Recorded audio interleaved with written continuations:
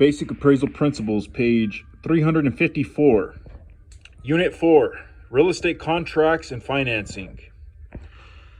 As each payment is received, the appropriate amount of principal is deducted from the debt, and the remainder of the payment, which represents the interest, is retained by the lender as earnings or profit.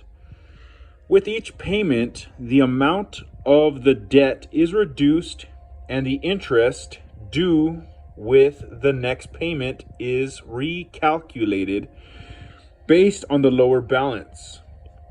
The total payment remains the same throughout the term of the loan. With each new payment, the loan balance is lowered, thereby reducing that portion of the payment attributed to interest and increasing that portion allocated to principal.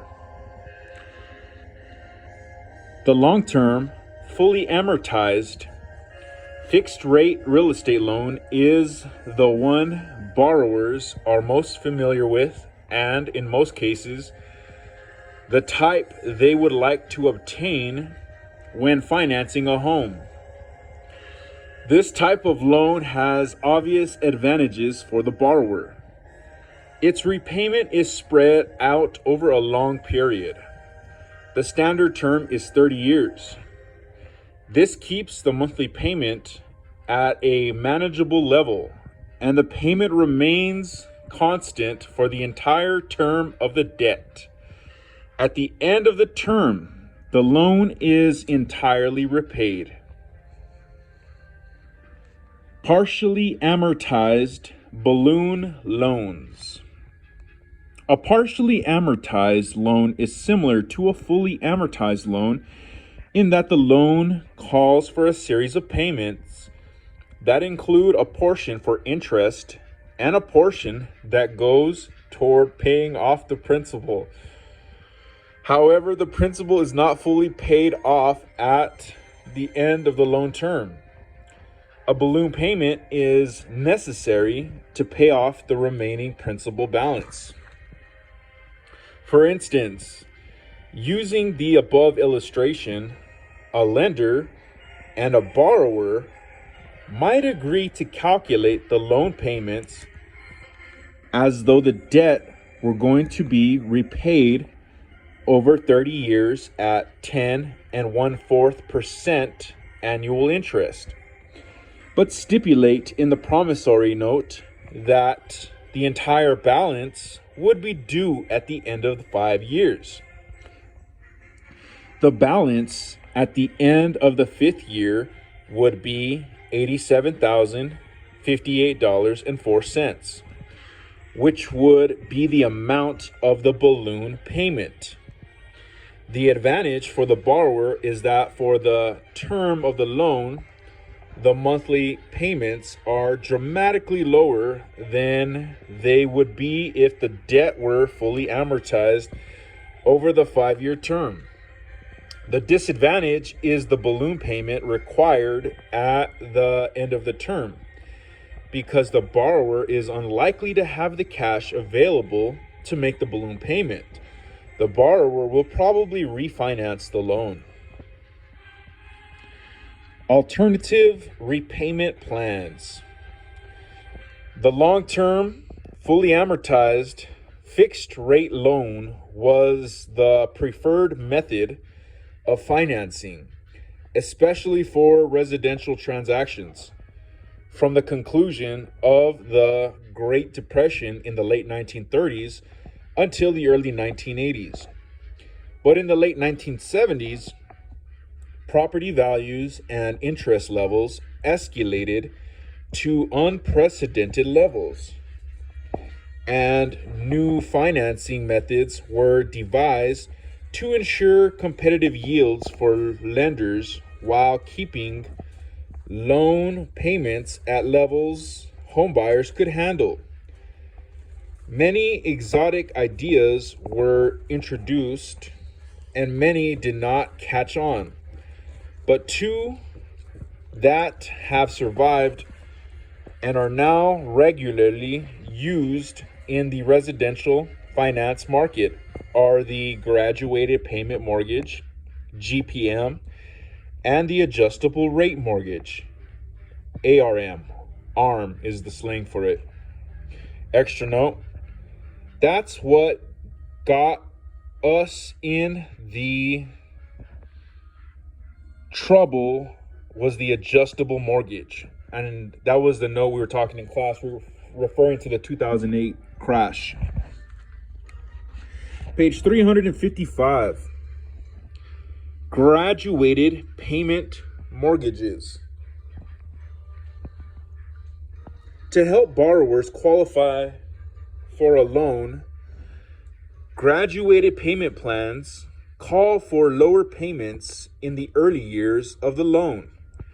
Graduated payments are lower at the beginning and then increase for a period of 3 to 7 years. After that, the payment amount remains the same for the rest of the loan term.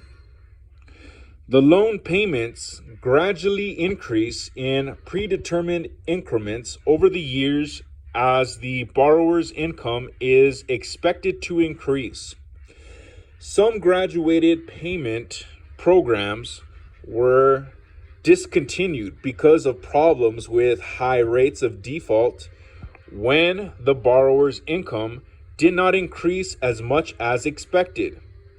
However, graduated payment plans enjoy increased acceptance whenever interest rates on fixed rate loans ascend to levels that most borrowers cannot afford.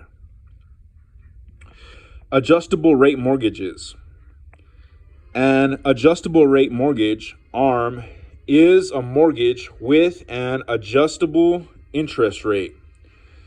The lender periodically adjusts the interest rate on the loan so that it accurately reflects fluctuations in the cost of money, market interest rates.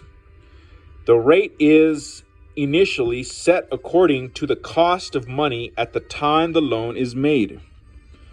Once the rate has been set, it is tied to an index, such as the monthly average yield on 3-year Treasury bills. Future interest adjustments are based on the upward and downward movements of the index. When the interest rate changes, the loan payments also change to reflect a new amortization schedule. ARM rates and payments change at specified intervals, usually every 6 months or once a year. There are usually limits on the amount of rate and payment increases that can be imposed over the life of the loan. These limits are called rate caps and payment caps. Adjustable rate mortgages are popular when interest rates begin to climb because the initial interest rate on an ARM is usually lower than on a loan with a fixed interest rate. Because the ARM shifts the risk of interest rate fluctuations to the borrower, lenders can afford to charge a lower interest rate for an ARM than they would for a fixed rate loan. Budget mortgages. A budget mortgage is a type of amortized mortgage with a portion of each payment applied to interest and a portion applied to principal. In addition to the principal and interest, the budget mortgage payment also includes amounts to cover property taxes and hazard insurance on the mortgaged property. Each monthly payment includes an amount that is 1/12 of the annual taxes and hazard insurance costs. The lender places the money for taxes and insurance in an escrow account, sometimes called a reserve account. When the taxes and insurance come due, The lender pays them out of this escrow account. Reverse mortgages. With a regular mortgage, the lender pays the borrower the loan amount in one lump sum. The borrower then repays this amount plus interest with regular payments. A reverse mortgage is just the opposite. The lender pays the borrower regular payments, usually monthly, the lump sum loan.